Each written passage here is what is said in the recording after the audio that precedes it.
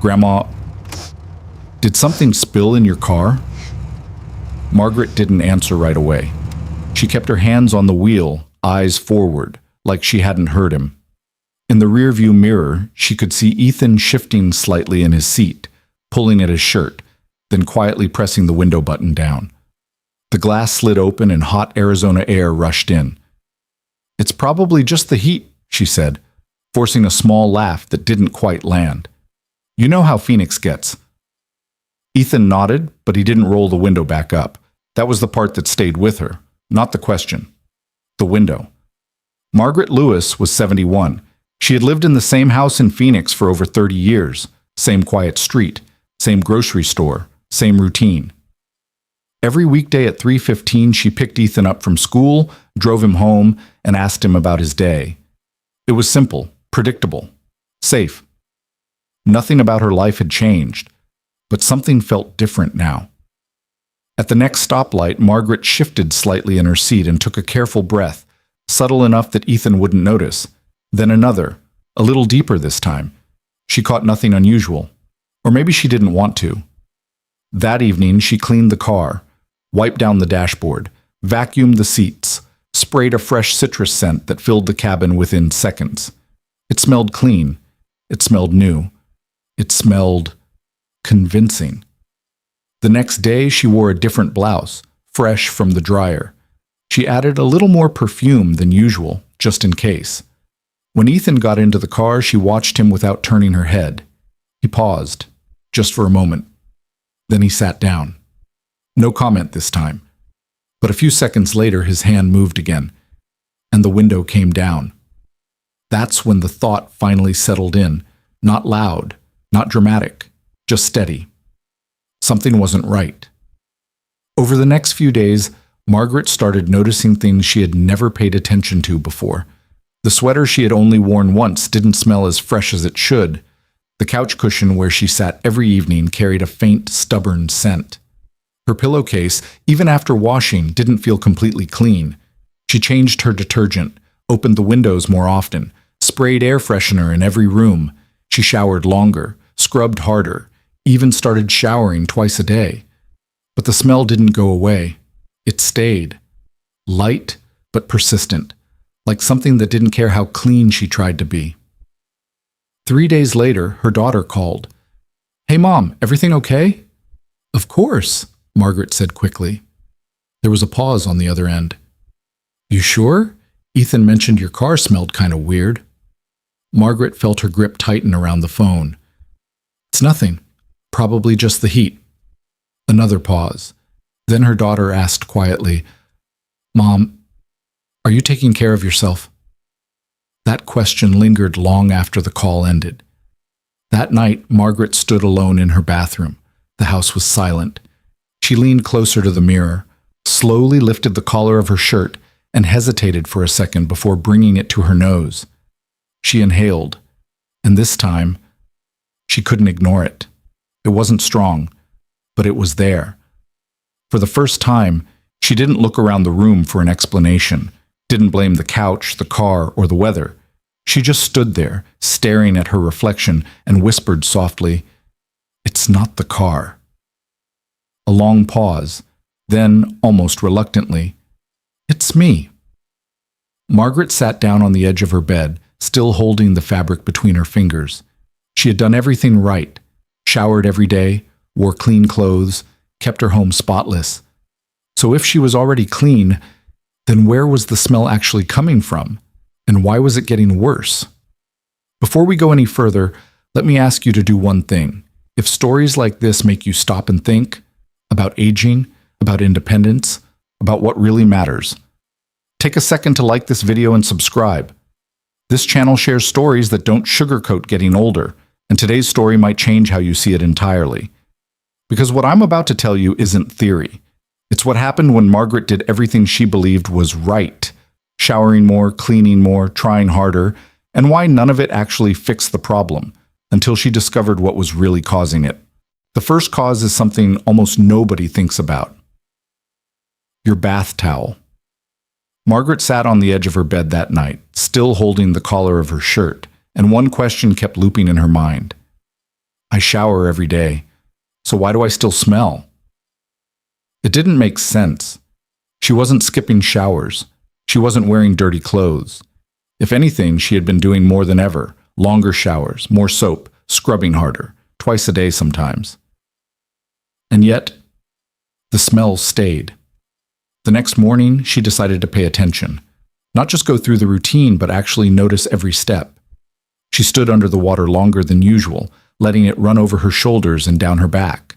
She scrubbed carefully. Arms, neck, chest, every place she could reach. When she stepped out, everything felt clean, fresh, normal. She reached for her towel, the same towel she had been using all week, maybe longer. She didn't think about it, not yet. She dried her arms slowly, pressing the fabric into her skin, then her neck, her shoulders, her chest, making sure there was no moisture left behind. Then she hung it back on the hook, exactly where it had been for days. That afternoon, her daughter stopped by. "Hey, Mom, I was nearby," she said, walking in like she always did. They talked for a few minutes. Nothing serious, just everyday things. Then her daughter walked past the bathroom. She paused, turned around, picked up the towel. "Mom, when was the last time you washed this?" Margaret hesitated. "A few days ago." Her daughter didn't argue. She just held it for a moment, then said quietly, "Mom, this smells." Margaret felt something tighten in her chest. "It can't be. I only use it after I shower." "I know," her daughter said. "That's exactly why it's a problem." That sentence didn't make sense at first, but it stayed. Later that night, Margaret stood in the bathroom again, looking at that same towel. For years, she had believed something simple. If you're clean when you use it, then the towel stays clean too. But that belief was wrong. Every time you dry your body, your towel absorbs more than just water. It picks up oil from your skin. It collects dead skin cells. It traps bacteria. And most importantly, it holds on to something called 2-nonenal. That's the compound your skin starts producing more of as you age. It has a faint, musty, slightly greasy smell, not strong enough to notice right away, but persistent enough to build over time. And here's the part almost nobody knows. 2-nonenal is oil-based. It does not dissolve in water. So even if you shower, even if you rinse thoroughly, even if you use soap, some of it stays on your skin, and when you dry off, it transfers into your towel.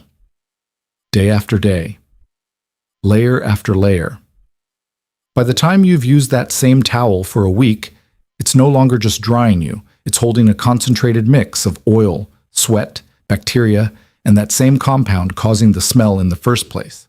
So the next time you step out of the shower, something happens that feels completely backwards. You're clean, your skin is fresh, but the moment you reach for that towel and dry yourself, you're putting it all right back. Margaret sat down slowly, staring at the towel in her hands. For the first time, she understood why nothing had worked. She wasn't missing something big. She was missing something invisible. The thing you trust to clean yourself might be the thing making it worse.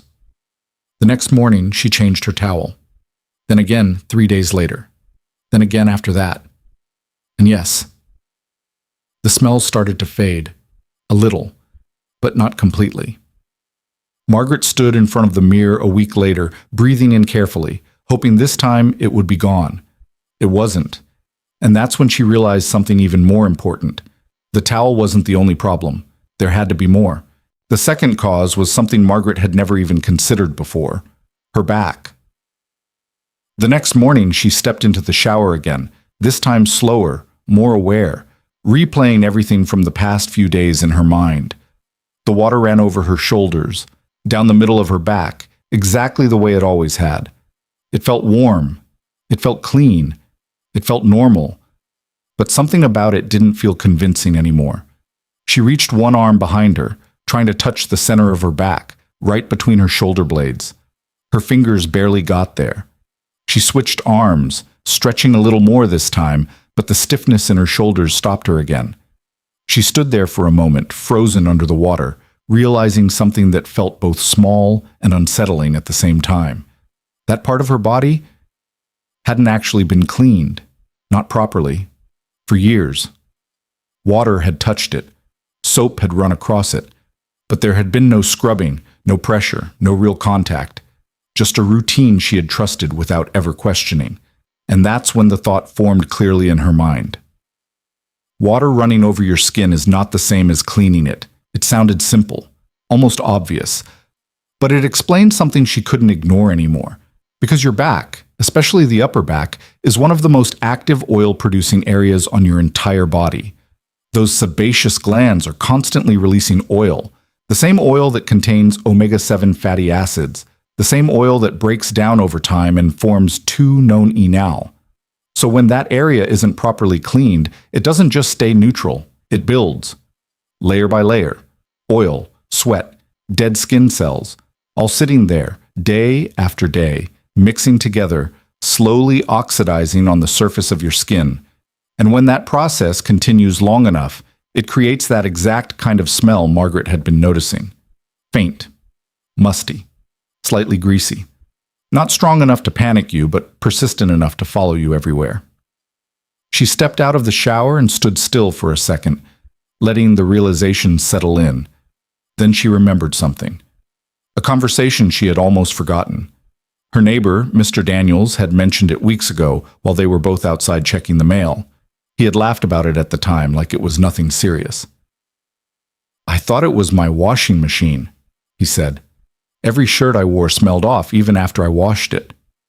Margaret had smiled politely, not thinking much of it, but he had continued. "My daughter told me it wasn't the shirts. She said it was my back." He told her he went out the next day and bought a long-handled back scrubber, something simple that let him actually reach the middle of his back. "I started using it every shower. 30 seconds, that's it," he said. Then he shrugged. 2 weeks later, the smell was gone. At the time, it sounded like one of those small stories people tell that doesn't really apply to you. Now it felt different. Now it felt personal. That same afternoon, Margaret drove to a nearby drugstore and picked one up. Nothing expensive, just something she could hold comfortably and actually reach with. That night, she stepped into the shower again, this time with a different intention. She lathered the brush, reached behind her, and for the first time in years, she scrubbed the center of her back properly. Not quickly, not casually.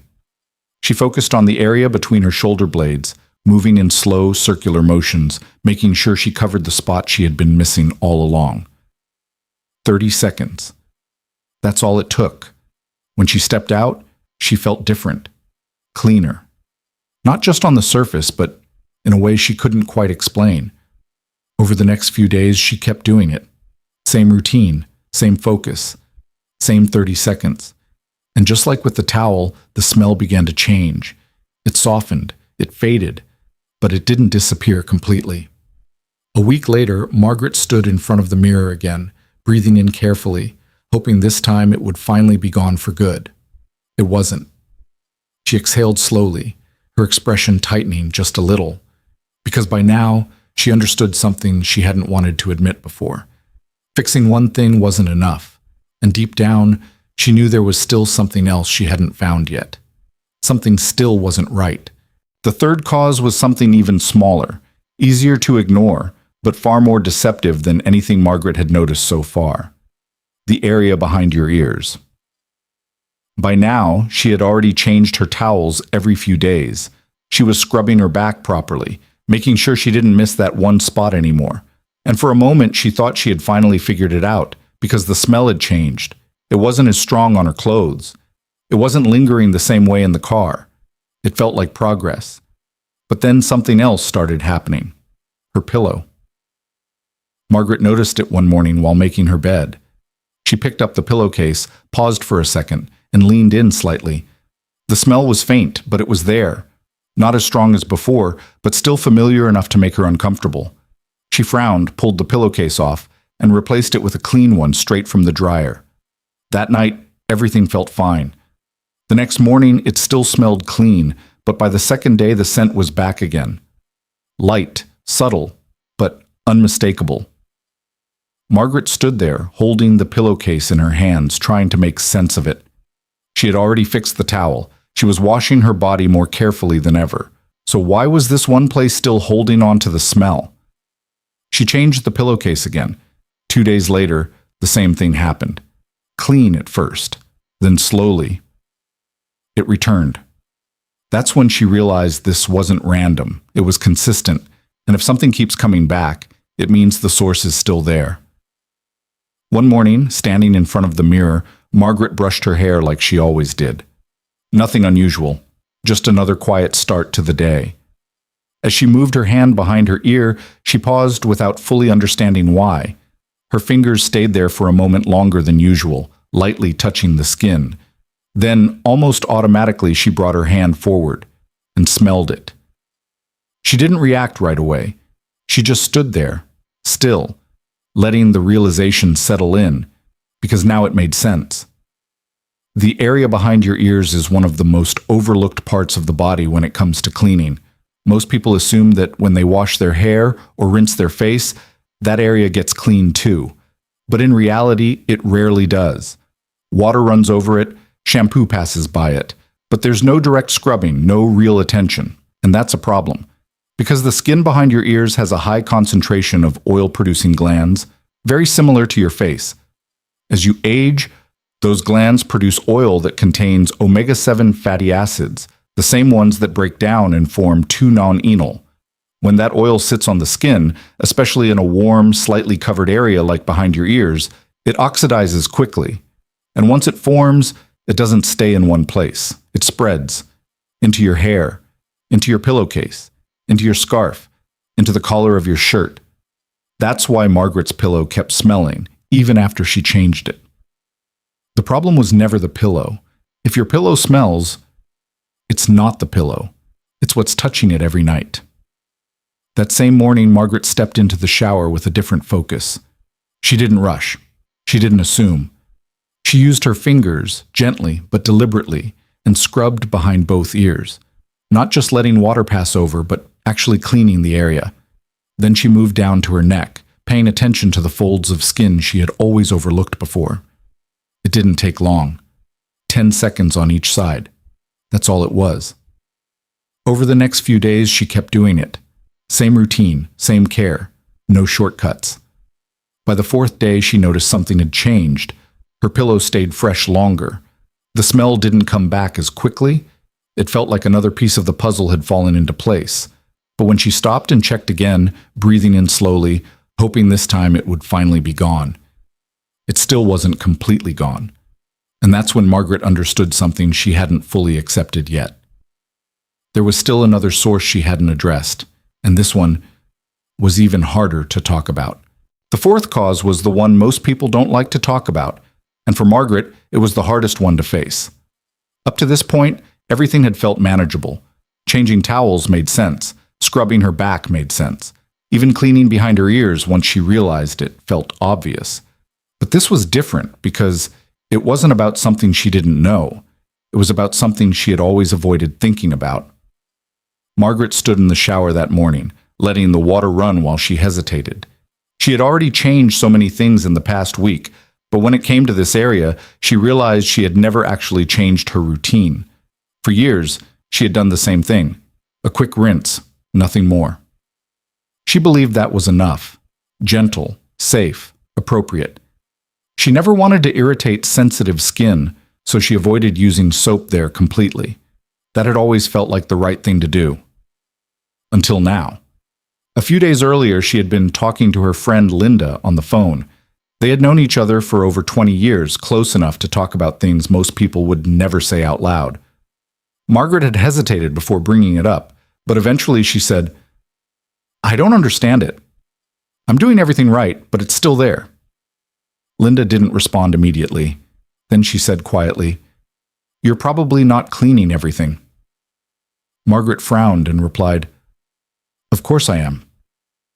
There was a short pause before Linda said something more direct, something that stayed with her long after the call ended. "You have to actually wash it, not just rinse." At the time, Margaret didn't want to accept that.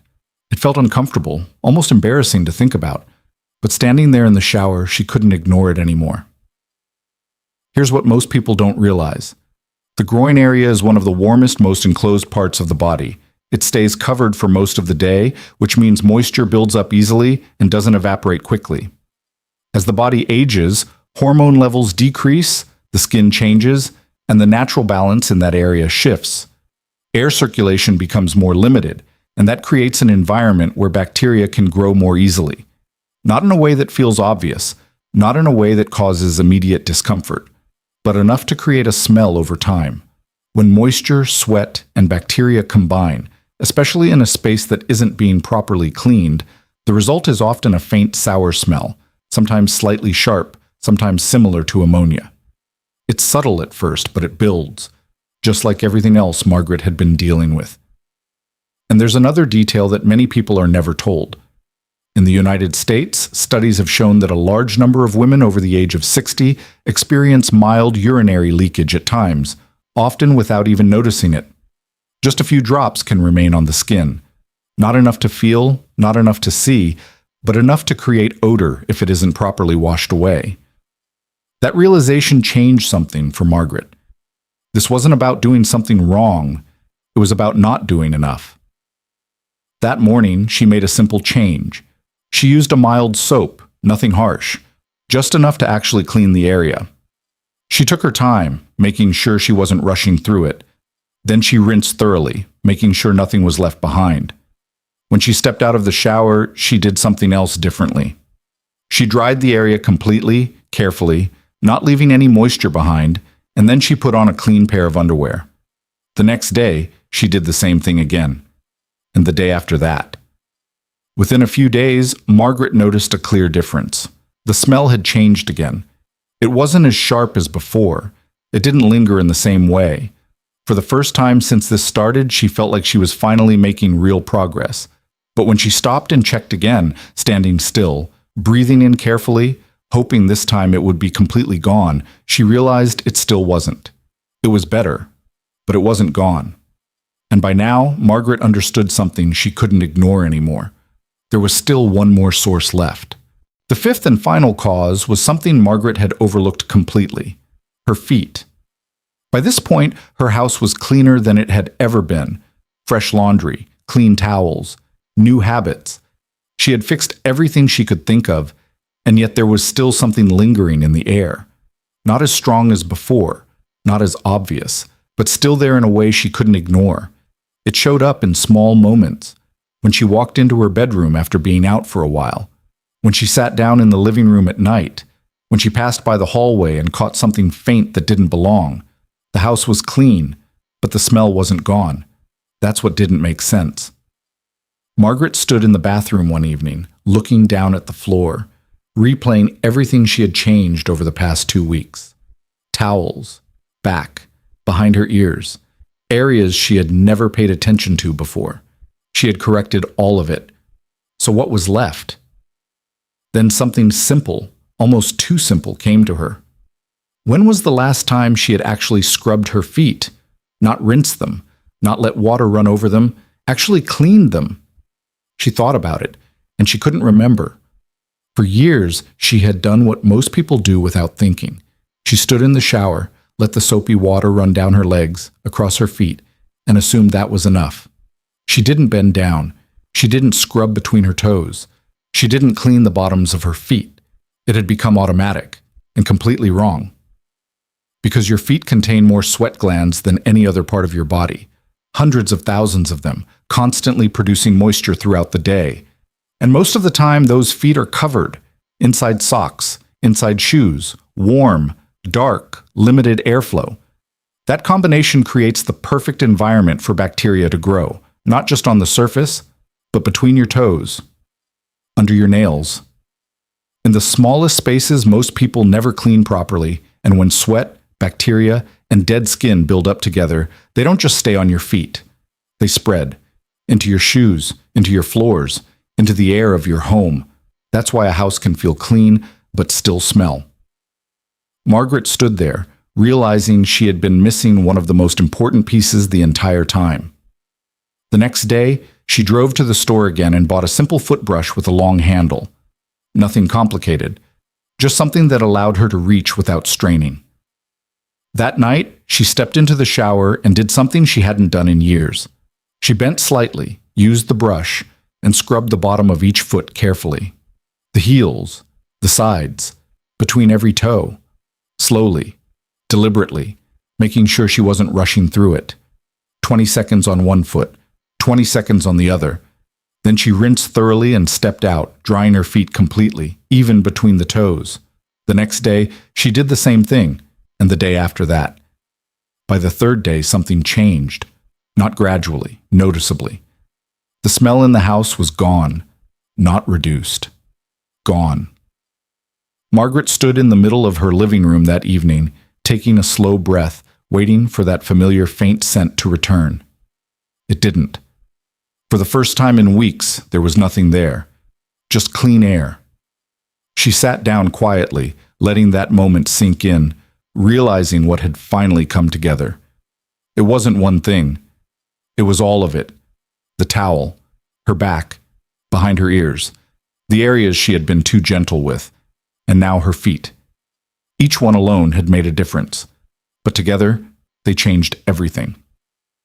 A few days later, she pulled into the same school parking lot at 3:15. Same car, same seat, same routine. Ethan opened the door and climbed in. Margaret didn't say anything this time. She just waited, watched, listened. Ethan sat down, paused for a moment, then settled back into his seat. No hesitation, no window. A few seconds passed. Then he leaned forward, wrapped his arms around her shoulders from the back seat, and said softly, "Grandma, your car smells like cookies again." Margaret didn't move. She just closed her eyes for a second as the words settled in. Then she smiled. And for the first time in weeks, her eyes filled with tears. Not because something was wrong, but because something had been fixed. This was never about being dirty. It was never about not taking care of yourself. It was biology. It was aging.